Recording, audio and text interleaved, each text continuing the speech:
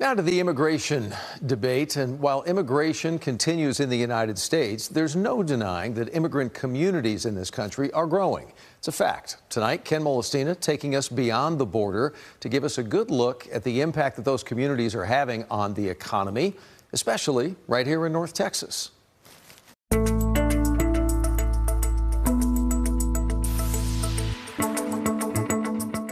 Take us back to, when you all got here. I was 12 years old. I was 10 years old. Driven by a desire for better opportunities, the families of both Patricia Blasquez and Ken C. migrated to the U.S. decades ago from the Philippines and Hong Kong, respectively. My parents fled China, communist China. He just wanted a better economic opportunity, better opportunity for me and my siblings. That experience, according to Blasquez, has shaped her life and her career today. For years, she volunteered with refugees in Dallas's Vickery Meadow neighborhood, known for its large immigrant population. And you see them find their footing and find their place here in Dallas. She worked with the city of Dallas when the Vickery Meadows Library opened. They really embrace the diversity and make it central to the library. And now she's working at Housing Forward, advocating for homeless people in our area.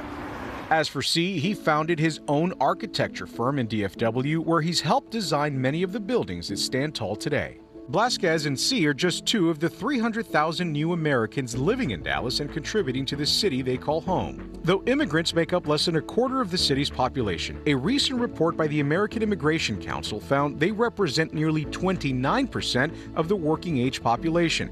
Immigrants like C are also 60% more likely to be entrepreneurs than their U.S.-born counterparts.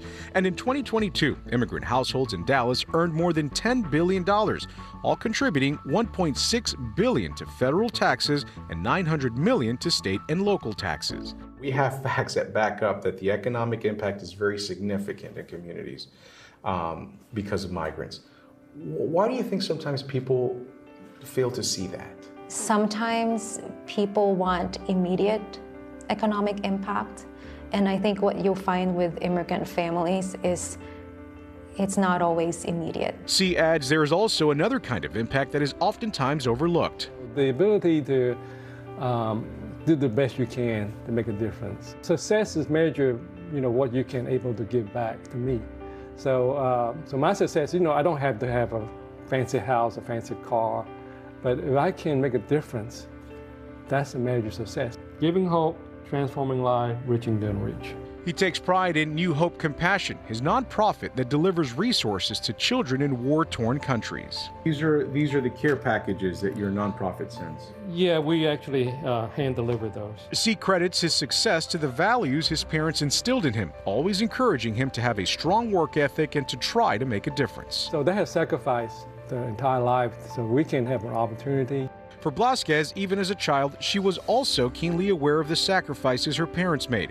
Her father's professional credentials in the Philippines didn't transfer to the United States when they got here. When he was cleaning pools, he went into his car and he was just crying. He's like, why am I here? What am I doing here? In the Philippines, I was doing a white-collar job. It wasn't until she was finishing grad school years later that her father told her the story. And he said, but now I understand why I came here, because maybe the American dream isn't for me, it's for my children. For some, the dream is now a reality. For others, an elusive plight that defines the heart of those searching for opportunity and freedom in the U.S. Ken Molestina, very, very interesting piece. I'm curious, as you kind of sat and poured through all the data, what was the biggest takeaway for you? Yeah, there were two, Doug, that really stood out to me. Number one was just the sheer amount of money that's associated with this study, with the economic impact. The $10 billion, that's a lot of money when you talk about immigrant communities and what they've contributed to the local economy here. So that's number one. And then the second one was just, having a sort of a survey of just how diverse even migrant communities are. And I think a lot of times, because of our proximity to the border with Mexico, we think of immigrants here in North Texas as folks who come here from Mexico, from Central America, South America, basically Latin America. But we forget that this is also home to so many enclaves, people who come from Africa, all places throughout Asia and Europe as well. So very rich when it comes to diverse cultures and diverse communities of immigrants right here in North Texas. And when you get the kind of data that you're able to go through, you got to go fairly back in time to get what you got as far as data. I'm curious, recent immigration waves, last couple of years or so, any of those included in the data that you saw, or not yet? So, and we asked that, right, because we want to sort of compare. So the AIC, the group that put all this information together, what basically they told us was that's information that wouldn't be available for yet another couple of years. So we don't have specific data as far as economic impact for the most recent wave of migrants. The migrants that were surveyed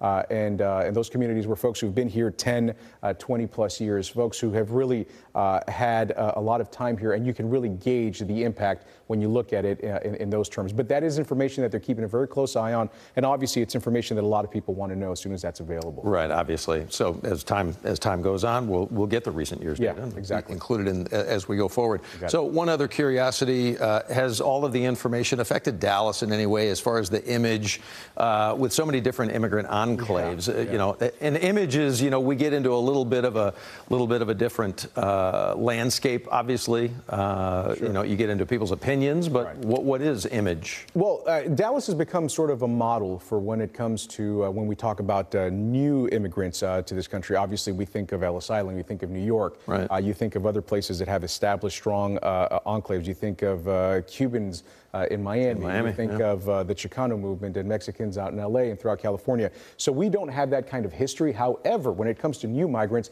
it's clear that Dallas immigrant communities are growing at a really fast rate, and a lot of other cities throughout the country are keeping a real close eye on what's happening here because they get ideas as to how we deal with this, how Dallas embraces these changes, and maybe gives them a bit of a footprint for other cities to sort of follow when it comes to dealing with these fast-growing immigrant communities.